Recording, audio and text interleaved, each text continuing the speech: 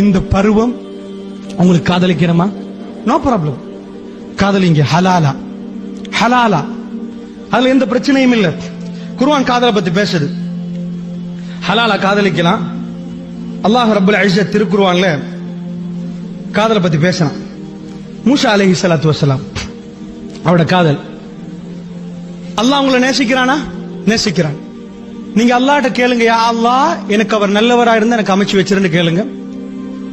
உங்களுக்கும் அவர்களுக்கும் எங்கேயும் சந்திக்க இயலாது. இஸ்லாமிய காதல். வாக்கு கொடுத்துட்டீங்களா, அடுத்தது திருமணம் தான். அதுக்கு பக்கத்துல வெஸ்டர்ன் உலகத்தை மட்டும் நம்பிராதீங்க. இந்த சோசியல் மூவ்மெண்ட்ஸ், இதெல்லாம் சோசியலா பழகிறது, இது எதையும் நம்பிராதீங்க. எல்லாருக்குமே காதலர்கள் இருக்கலாம். ஆனா அல்லாஹ் பாருங்க, உங்களை நேசிச்சா உங்க கல்யாணத்தை எப்படி செய்யறாங்க.